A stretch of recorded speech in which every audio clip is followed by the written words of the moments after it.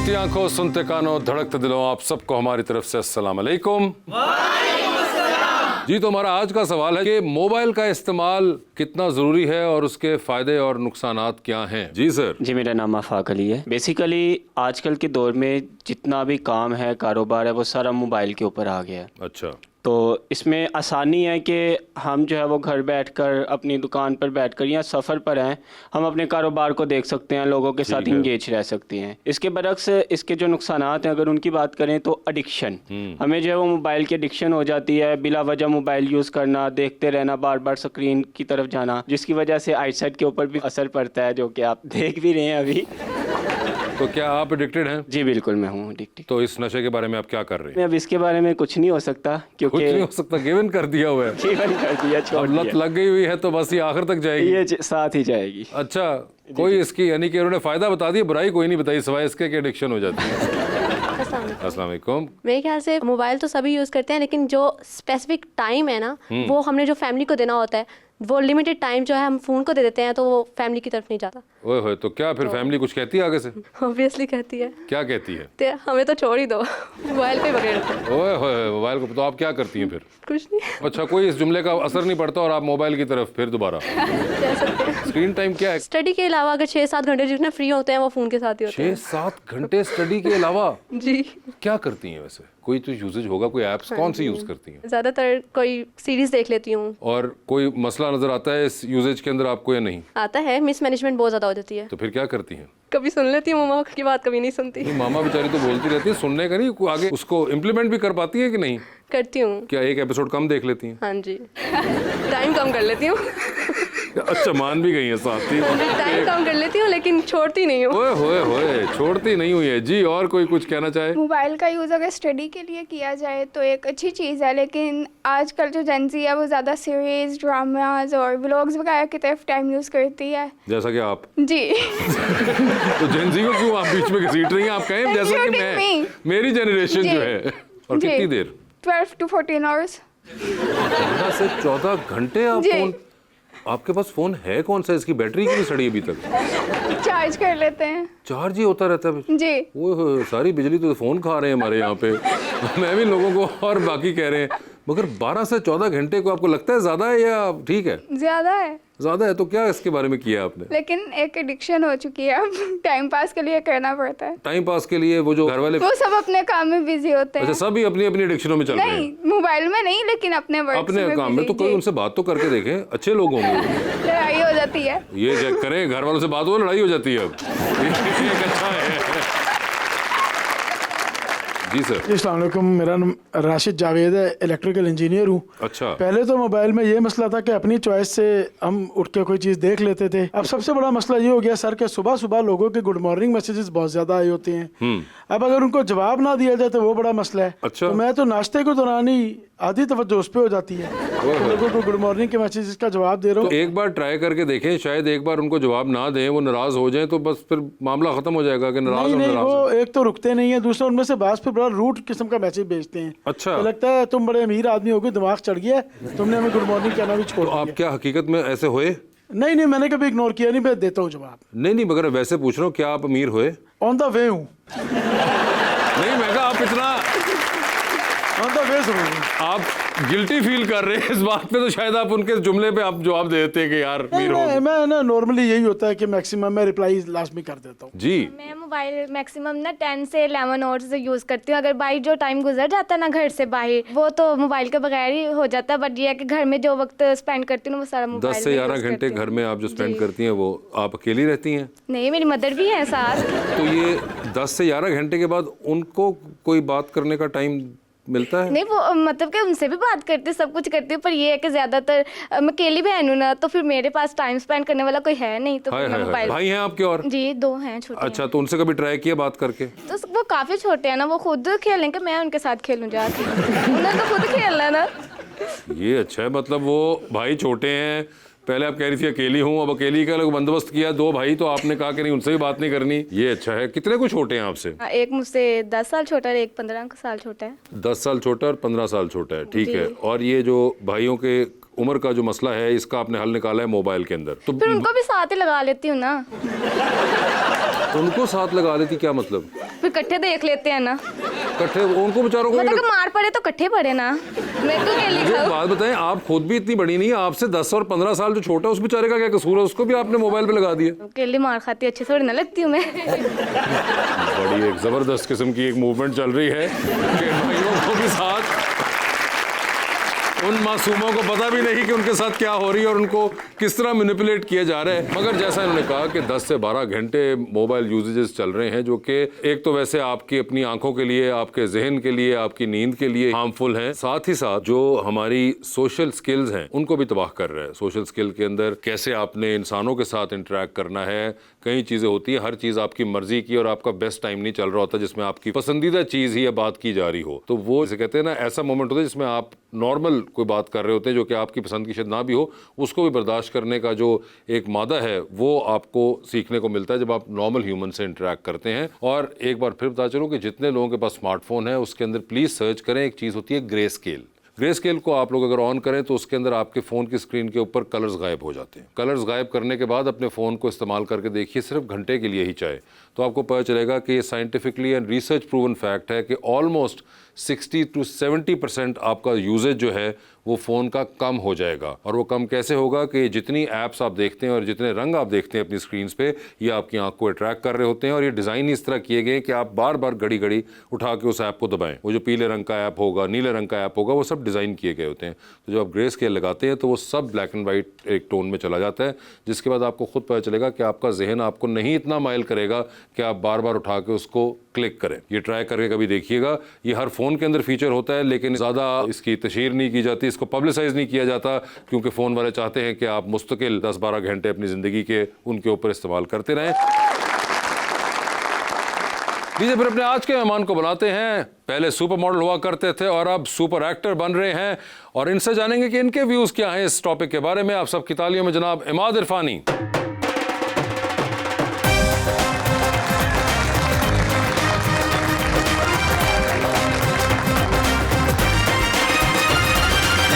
सबसे पहले तो आपके आने से पहले हम बात कर रहे थे इनसे, मैं सुन रहा था कि तो क्या आपका क्या पॉइंट ऑफ व्यू है इसके बारे में? मजे के इंटरेस्टिंग पर्सपेक्टिव थे सारे। लोगों ने कहा 10-10, 12-12 घंटे हम लोग मोबाइल देखते हैं अपने। मैं सरप्राइज नहीं हूँ, जरूर देखते होंगे यार। 10-12 घंटे इज अ लॉन्ग टाइम। हाँ वो तो है, लेकिन हर चीज अब हमारी फोन के साथ मुंसलिक हो गई हुई है। आपको लगता है ये सही है? किसी को पैसे देने हो तो आप उधर से एयर टिकट आना है, कभी आप ये बुकिंग सोचे कि होनी ये सब चीजें जो आपने बताई इनमें कितना टाइम लगता है फोन इस्तेमाल करने में? हाँ लगता तो है, लेकिन फिर आपकी गुफ्तगू भी जो हो रही होती है लोगों से व्हाट्सएप पे, कोई 20-25 गुफ्तगुएं भी आपकी हो रही होती हैं। वहाँ पे इंस्टा की रील्स भी देखनी है आपने, इंस्टा पे भी गुफ्तगू हो रही है और जो चीजें वायरल हो रही हैं उनके बारे में बात भी करनी है। सो मेरे ख्याल से सेंटर ऑफ लाइफ बन चुका है हमारी, यानी सिर्फ माइनॉरिटी की नहीं, मेजॉरिटी की। And do you think there is some problem with it और नॉट? एक्सेस ऑफ एवरीथिंग, मेरे ख्याल से बैलेंस होना बड़ा जरूरी है किसी भी चीज में। मगर इसमें बैलेंस तो रहा नहीं, अब एक्सेस भी है। देखिए for example let's say 90s में किसी को अगर मशक करनी है कि मुझे अपने आप को रिकॉर्ड करना है, अपनी आवाज बेहतर करनी है, अपने एक्सप्रेशंस को बेहतर करना है, उसको एक कैमरा चाहिए था, उसको एक हैंडी कैम चाहिए था, उसको एक पूरा सिस्टम चाहिए था जो कि बहुत महंगा था।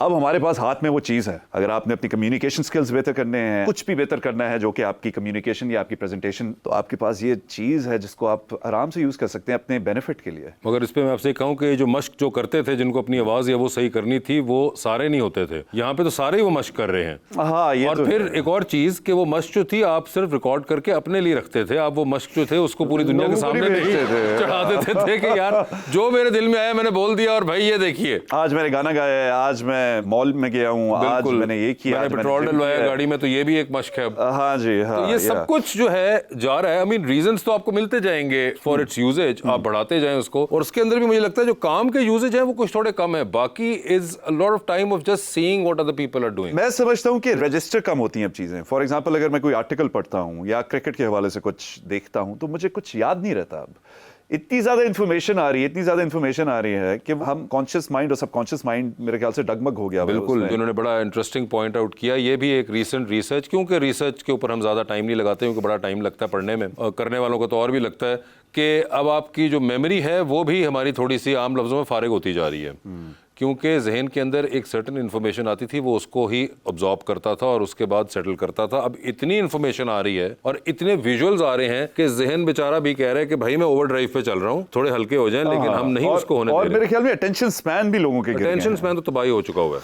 यानी कोई आधे पौने घंटे की चीज बहुत लंबी लगती है, बहुत लंबी लगती है, एक बिल्कुल। मिनट की चीज बहुत आसान लगती है। बिल्कुल। और मेरे ख्याल से ये जो सोशल मीडिया ऐप है इंस्टाग्राम, वो भी एक नैरेटिव बिल्ड कर रहा है 1 मिनट का। यानी अगर वो 2 से 3 मिनट की चीजों को इतना पुश नहीं करता, वो 1 मिनट को ज्यादा कर रहा होता है। बिल्कुल। मुझे वो बताएं, कौन है? कफील के कैरेक्टर की कोई ऐसी चीज थी जो आपको अपने अंदर वैसे महसूस हुई कि ये मैं भी करता था या नहीं करता था? वैसे जब भी आप कोई किरदार करते हो, आप अपना आप तो उसको देते हो। जो आपके जज्बात, जो आपके एक्सपीरियंसेस गुजरे होते हैं, जिन लोगों को आप जानते हो, कुछ ना कुछ अपना आप तो देते हो आप उसको। एक अच्छी चीज ये थी कि हम मिड 90s का एरा शूट कर रहे थे, तो उसमें फोन नहीं था। बिल्कुल। उसमें फोन नहीं था, और वो जब ऑन एयर आया तो बहुत एक अजीब सा इस तरह की भी दुनिया होती थी जब लोगों के पास फोन नहीं हुआ करते थे, और वो लोग इंटरैक्ट करते थे, वो लोग प्लान्स बनाते थे, लैंडलाइन यूज करते थे। वही वाली बात कफील मुझे उस जमाने में लेकर गया जब फोन नहीं थे, और उस बारे में मैंने काफ़ी सोचा, और फिर सोचा कि हाँ, ज़िंदगी थी और ज़िंदगी चलती रहती थी। कुछ ऐसा नहीं था कि बहुत कठिन टाइम था हमारे लिए, बहुत अच्छा टाइम था, बहुत सिंपल टाइम था। और मैं ये समझता हूँ कि लोग प्रेजेंट होते थे मोमेंट के अंदर, उस मोमेंट में प्रेजेंट हुआ करते थे। अब तो आपसे कोई सवाल पूछता है, आप जवाब देना शुरू करते हो, नेक्स्ट चीज़ मैं देखता हूँ कि वो फ़ोन में होते हैं। हाँ।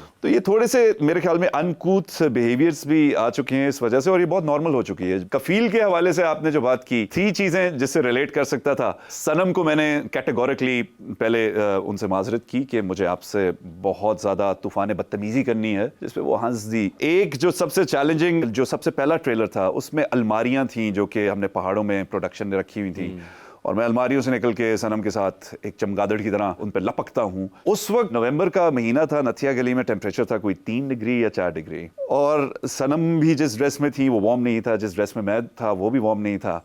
तो वो एक मरहला था जहाँ पे आपने मोमेंट में भी रहना है, आपने जो स्क्रिप्ट की वो आपसे रिक्वायरमेंट है उसको भी करना है, लेकिन आप इस तरह नहीं करना, आपने कन्विंसिंगली डायलॉग्स प्ले करने हैं। बस मैजिक होता है कोलैबोरेट करके। सनम के साथ बहुत अच्छा रहा। मीसम जो हमारे डायरेक्टर हैं, ये जो जिसका मैं बात कर रहा हूँ ट्रेलर का, ये मीसम ही की क्रिएशन है। फिर आप अपना आप उसे देते हो। मेरा आखिरी डायलॉग जो था वो ये था कि तुमसे शादी करना मेरी जिंदगी की सबसे बड़ी गलती है। ये इम्प्रोवाइज था, और वो मीसम को इतना अच्छा लगा कि उसने उसको पंच लाइन बना लिया। जी, अवाम का सवाल। जी मैडम। अस्सलाम वालेकुम, मेरा नाम है नूरुल हुदा। सर, मेरा आपसे ये सवाल है कि जब से मैंने कभी मैं कभी तुम ड्रामा देखा है, तब से मेरे दिमाग में यही सवाल है कि आपने हानिया आमिर को कैसे रिजेक्ट कर दिया? हाँ, ये आपने क्या, कैसे, क्यों? वो मैंने नहीं किया, वो अदील ही कोई सर पे रहा था जिसने किया।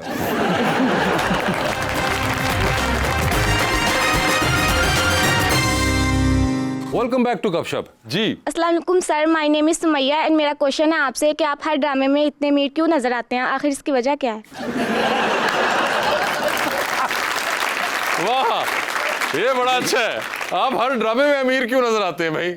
देखिए, मैं हमेशा से जो मेरी अपनी फिलॉसफी है वो ये है कि आपकी ज़िंदगी का गोल ये होना चाहिए कि आपको जीना अमीर होना चाहिए, आपको वैसे अमीर नहीं होना चाहिए। यानी you have to live rich, the point should be to live rich, not to get rich. इससे मेरी मुराद है कि अपने आप को, अपनी जहनियत को, अपनी नॉलेज को बढ़ाओ, लोगों से अच्छी तरह पेश आओ, और एक अच्छे इंसान बनो सोसाइटी के। जी सर। जी अस्सलाम वालेकुम सर, मेरा नाम इमरान अली है, और मेरा सवाल आपसे है सर कि आपके कैरियर का वो कौन सा प्रोजेक्ट है जिसने आपकी ज़िंदगी बदल दी? सर इमरान, बहुत अच्छा सवाल आपने किया है। टर्निंग पॉइंट्स हैं मेरी ज़िंदगी में, लेकिन जो ज़िंदगी बदलने वाला प्रोजेक्ट आप अगर आप बात करोगे तो वो कभी मैं कभी तुम था। कभी मैं कभी तुम। क्योंकि मैं उससे पहले शोएब मंसूर साहब के साथ मुंसलिक था, जो कि फिल्म मंजर-ए-आम पे आ नहीं सकी, तो मुझे लग रहा था कि मेरा करियर जो है अब वापस ख़त्म है। मुझे नहीं लग रहा था कि कोई रिडेम्पशन होगी, लेकिन God works in mysterious ways. मुझे कभी मैं कभी तुमने from my lowest low has given me my highest high, I think. और कौन सा ऐसा पॉइंट था कि वेयर यू फिगर्ड और आपको फील हुआ कि यार ये अब जो है ना आम से ऊपर निकल गया काम? पहले 1-2 हफ्ते में मोमेंटम बिल्ड होना शुरू हुआ ऑन एयरिंग का, लेकिन फिर थोड़ी देर बाद एक मोमेंट वो आई जब ये वायरल हो गया हुआ था, और मैं जहाँ पे भी जा रहा था, कभी मैं कभी तुम की मुझसे लोग आके बात कर रहे थे, कैरेक्टर की बात कर रहे थे। और कौन सा पॉइंट था, 4 या 5 नवंबर को उसकी फिनाले हो रही थी कराची में, जिसके लिए मैं जा रहा था। और जब मैं जहाज़ में दाखिल हुआ तो तमाम जो अफराद थे उन्होंने तालियां बजानी शुरू कर दी। अच्छा, वाह। तो वहाँ पे मैंने रियलाइज़ किया कि ये जो है पब्लिक ने इसको जितना प्यार दिया है, जितनी इज्जत दी है, ये बार बार चीज़ें नहीं आएंगी, ये once in a lifetime है ये चीज़ें। बिल्कुल ज़बरदस्त। जी, अस्सलाम वालेकुम, मेरा नाम अनूर है और मेरा सवाल सेट से है, किसी नेगेटिव रोल को हाँ करने से पहले आप किन चीज़ों को देखते हैं? मुझे जो चीज़ इंस्पायर करती है कि उस आदमी के दिमाग में जंग क्या चल रही है, उसके अपने जो खौफ हैं वो क्या हैं, और वो उस कहानी में इम्पैक्ट क्या कर रहा है, और वो उसका आर्क जो है वहाँ से वो ग्रो करेगा या वहाँ से डिटीरिएट करेगा। ये अगर टेक्निकल बातें हैं थोड़ी सी, लेकिन मैंने कोशिश की है कि बहुत आराम से मैं समझा सकूं। अगर आप एक चीज़ कहेंगे तो वो यही होगी कि उसका कैरेक्टर आर्क क्या है, और वो जो कॉन्फ्लिक्ट है उससे वो ग्रो कर रहा है या डिटीरिएट कर रहा है। ये सबसे अहम चीज़ होगी। अस्सलाम वालेकुम, मेरा नाम बिलाल है। सर, मैंने देखा है आपको क्रिकेट में बहुत इंटरेस्ट है, तो आप मौजूदा दौर के कौन से बैट्समैन या बॉलर को लाइक करते हैं? बहुत अच्छा आपने सवाल किया। मिचेल स्टार्क मेरे बहुत फेवरेट है पिछले 10 साल से। Australian Mitchell Starc. जी हाँ, वो टेस्ट मैच के अंदर जो परफॉर्म करते हैं। उसके अलावा बेन स्टोक्स बहुत पसंद है मुझे। Virat Kohli has a very big influence on my life. 2014 या 15 में दैट चैंपियन माइंडसेट, ये माइंडसेट होना चाहिए चैंपियन का। और जो वर्ल्ड कप देखे है, कुछ ऐसे नाम थे जिनको मैं जानता नहीं था, लेकिन उन्होंने बहुत अच्छा परफॉर्म किया है। संजू सैमसन हो गए, इंग्लैंड के जैक विल थे, उन्होंने बहुत इंप्रेस किया मुझे। साउथ अफ्रीकन ब्रेविस थे, वो बहुत अच्छा खेले हैं। और हेनरी न्यूजीलैंड के फास्ट बॉलर हैं, उन्होंने बहुत अच्छा परफॉर्म किया है। तो ये 4-5 लोग थे जिनको मैंने बहुत देखा है कि उनकी परफॉर्मेंस जो है बहुत स्टैंड आउट थी। इमाद, मुझे एक बात बताइए, आप इतने ज़बरदस्त सुपर मॉडल रहे, इतने साल रहे, उसके बाद यूजुअली हमारे यहाँ पे हम देखते थे कि बहुत से लोग जो कि सुपर मॉडल होते थे या मॉडलिंग इंडस्ट्री से वो एकदम स्विच करके आ जाते थे और ड्रामों में भी वो काम करना शुरू कर देते थे। Whereas on the other hand, मुझे लगता है आपने बड़ा टाइम लिया एक्टिंग में आने में। एक तो ये कि आने में टाइम लिया, फिर आने से पहले आपने उसकी तैयारी में भी कुछ छुपा छुपा टाइम लिया, जो कि बहुत से लोगों को नहीं इल्म। क्योंकि मुझे जरूरत बहुत थी तैयारी करने की। ये आपकी अपनी एक हम्बलनेस है, मगर नहीं, बाकी सबको भी जरूरत होती होगी, मगर वो हमेशा आके ऑन द जॉब लर्न करना ज़्यादा प्रेफर करते थे। Where you took a lot of time, कि मैं आने से पहले भी बहुत सा एक ऑफ टाइम था जिसमें नहीं लोगों को पता था कि आप तैयारी कर रहे हैं। हाँ, क्योंकि वैसे मैं एक एक्सीडेंटल एक्टर हूँ। मैंने कभी भी अपनी जिंदगी में नहीं सोचा था कि मैं एक प्रोफेशनल एक्टर हूँगा। मैं परफॉर्मर जरूर बनना चाहता था, लेकिन वो परफॉर्मेंस जो थी वो एक एथलीट या एक स्पोर्ट्स पर्सन टाइप की परफॉर्मेंस थी। अब पीछे मुड़ के देखता हूं तो बहुत सिमिलैरिटीज मुझे लगती हैं एक एथलीट में और एक एक्टर में। बहुत ज्यादा रिजेम्बलेंस है। जहां तक टाइम लेने की बात है, कि मुझे मालूम था मैं ये नहीं कर सकता। कुछ आपकी सेल्फ लिमिटेशंस होती हैं जो आप अपने ऊपर हावी कर लेते हो, और उसको अपनी सेल्फ फुलफिलिंग प्रोफेसी बना लेते हो कि नहीं, मुझसे ये नहीं होगा।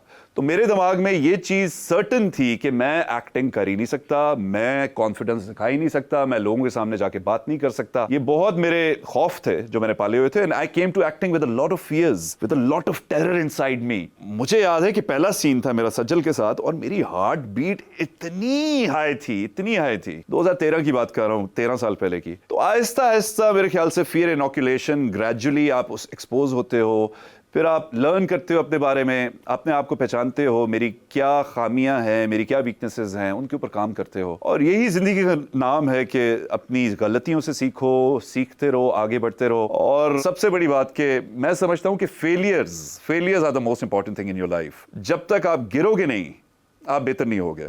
तो जो अपने पैशंस और जिन चीज़ों की तरफ रुझान था या जिन चीज़ों को मैं करना चाहता था, वो था म्यूजिक, स्पोर्ट्स एंड मूवीज। अब इन तीनों में ना मैं उस वक्त अली अजमत बन सकता था, ना जुनैद जमशेद बन सकता था, ना मैं उस वक्त वसीम अकरम या वकार यूनुस बन सकता था। तो मुझे जो ये वाला एरिया है, ये वाला डिपार्टमेंट है, ये मुझे कुछ डूएबल लगा कि अगर मेहनत की जाए, अगर अपने आप को डेवलप किया जाए, तो यहाँ पे कुछ ना कुछ कर सकता हूँ। अपने डायलॉग्स, अपनी आवाज़ पे अगर काम करूँ, और वही वाली बात कि अपनी सोशल स्किल्स पे काम करूँ, अपने बिहेवियर पे काम करूँ। तो वहाँ से एक तहिया किया, और 2013 के समझ में एक सिलसिला जारी रहा, जो कि अभी भी जारी है। 13 साल हो गए हैं। बहुत धक्के खाए, बहुत ठोकरें खाई, बहुत मजाक उड़ा, लेकिन वही वाली बात कि आपने हार नहीं माननी, आपने आगे चलते रहना है। जबरदस्त।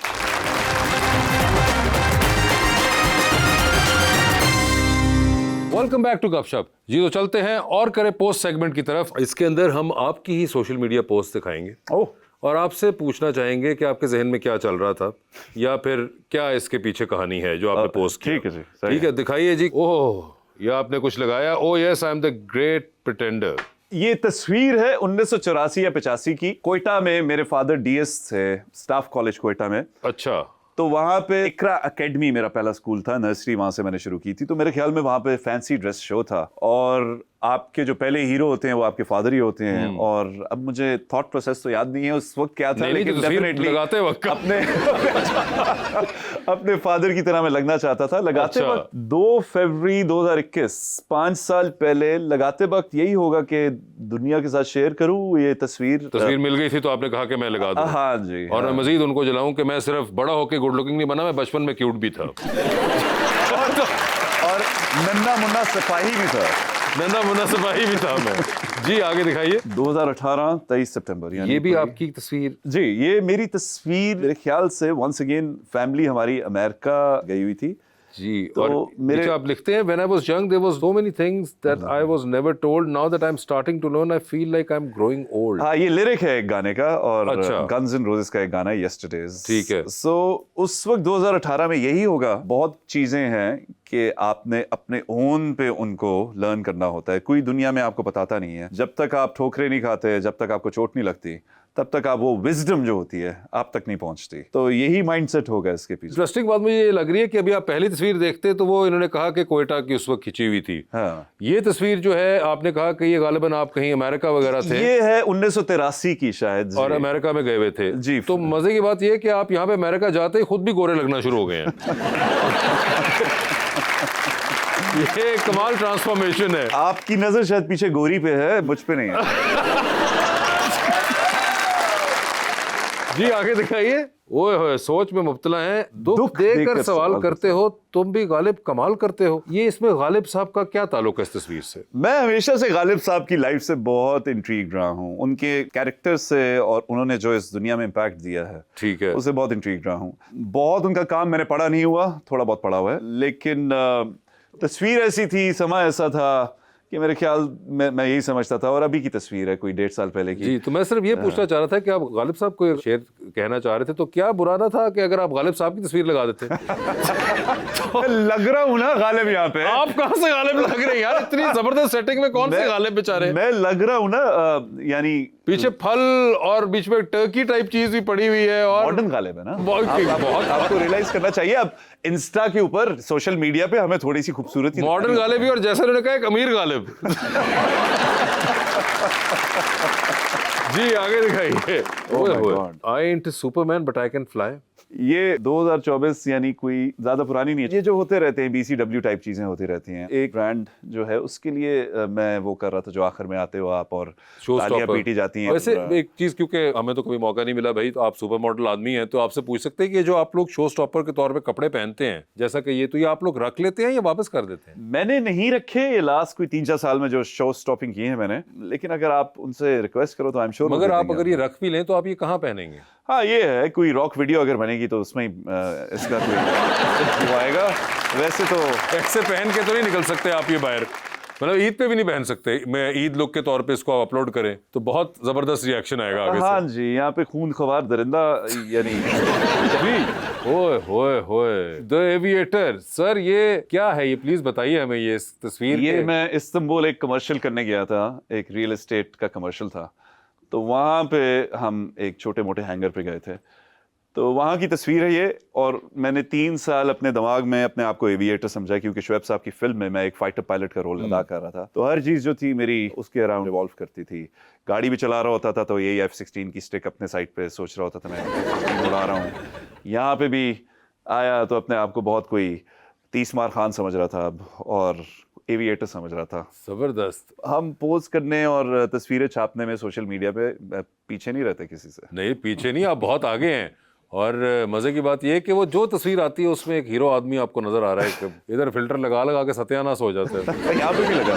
नहीं सर नहीं, वो लग नहीं रहा जो लगा हुआ है। मगर मुझे बताइए, वो जो आपकी फिल्म थी, is it going to come out और इज इट कंप्लीटेड? कंप्लीट हो गई डेफिनेटली, लेकिन शुएब साहब भी उसके बारे में कोई ऑफिशियल स्टेटमेंट दे तो बेहतर होगा। मैं समझता हूँ कि कुछ चीजों के जो एक्शन होते हैं वो ज्यादा लाउडली उसको रिप्रेजेंट करते हैं, इंस्टेड ऑफ सेइंग मैं कुछ कहूँ। मगर कंप्लीट तो हो गई थी ना? जी कंप्लीट तो हो गई थी, ठीक है, as long as that was there. जी आगे दिखाएं। ये आप दोनों की तस्वीर आ गई है। London summit, Mustafa and Adeel meeting after 1 year of conflict. हाँ जी, ये अभी की तस्वीर है, अभी कोई 3-4 महीने पहले की लंदन में। अच्छा, कोइंसिडेंटली फहद भी वहाँ पे थे और मैं भी वहाँ पे था।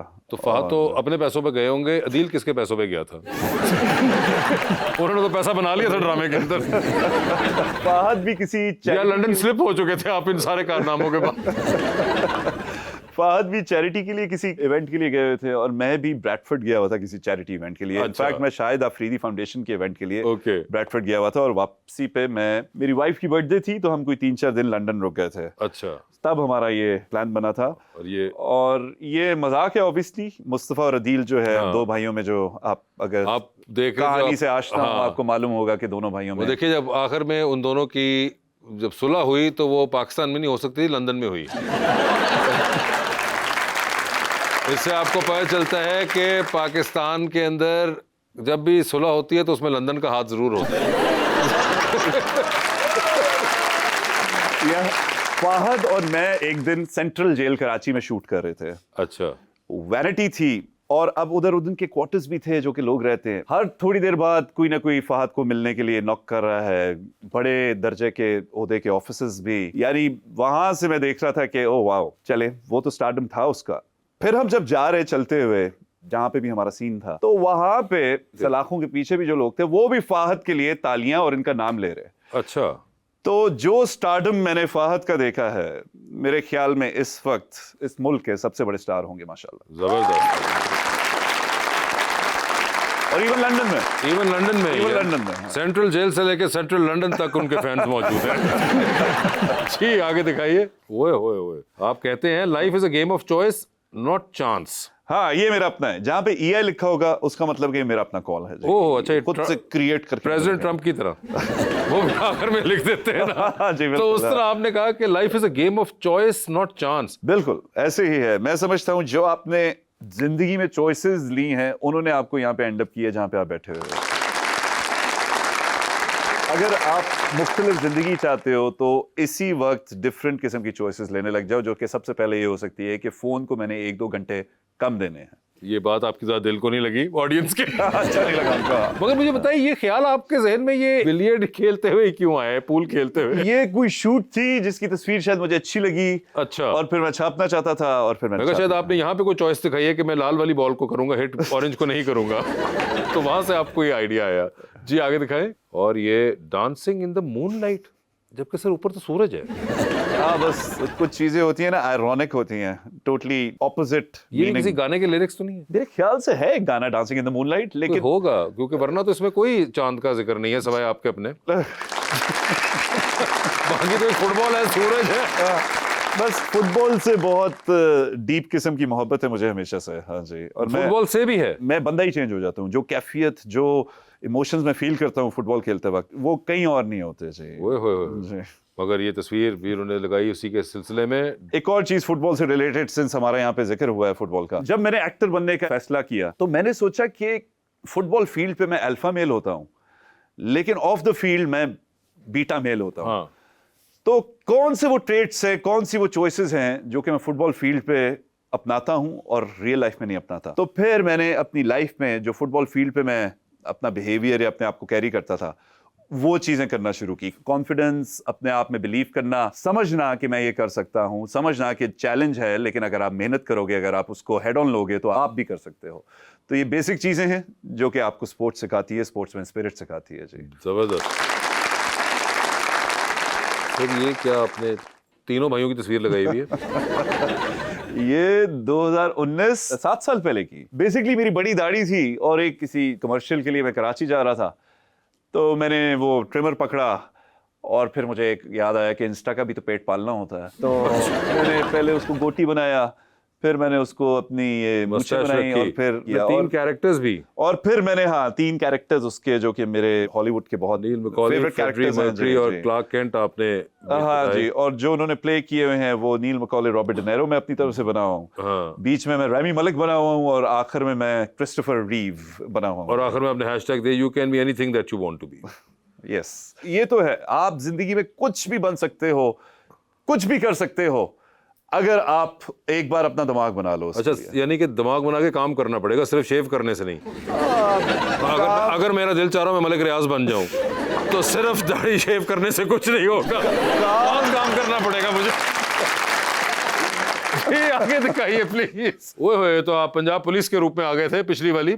Playing a cop for a telefilm alongside #Meera Sethi, #Urdu1, #23rd March, #Long Live Pakistan। सब आपने लपेट दिया 4 हैशटैगों में। ऐसा वैसा 10 साल पहले।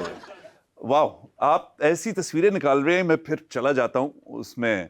ये वाहिद कॉमेडी मैंने रोल किया है। अच्छा, ये कॉमेडी था? कॉमेडी था, हाँ पुलिस जी। का रोल और कॉमेडी? हाँ अच्छा जी, हाँ जी, ये वाहिद रोल कॉमेडी किया है, बहुत मजा आया।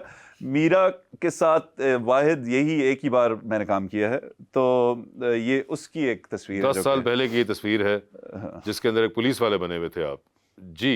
ओए होए होए सर, ये तो कोई आपका ये 20-21 साल पहले की तस्वीर है जी। 2005 का हैशटैग लगा हुआ है। 11 साल पहले है, लेकिन असल में ये 2005 या 6 की तस्वीर है। ओए होए, और ये तो आप हैं और साथ आपके मेरे नादिया मलिक के साथ, ये नादिया हसन मलिक साथ। शहरयार के ब्रांड के लिए शूट है। पहचाना नहीं जा रहा मैं बस। हाँ, वैसे काफी आप डिफरेंट लग रहे हैं इसके अंदर। हाँ जी, कोई लग रहा है कि सिफारिशी मॉडल है।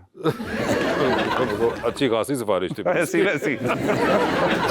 जी ओए होए होए सर, बहुत भरपूर जवानी 2003। हाँ जी, और पिक्चर बाय मिकाल जुल्फिकार। बिल्कुल ऐसे है। इसके बाद मेरा दिल जरा खराब हुआ है। वो इसलिए हुआ है क्योंकि मिकाल ने मेरी बड़ी तस्वीरें ली हैं, कभी मजाल है ऐसी आई हो। ये इससे पता चला कि ये मिकाल और कैमरे का कोई नहीं, आगे जिसकी तस्वीर ले रहे हो उस पर डिपेंड करता है।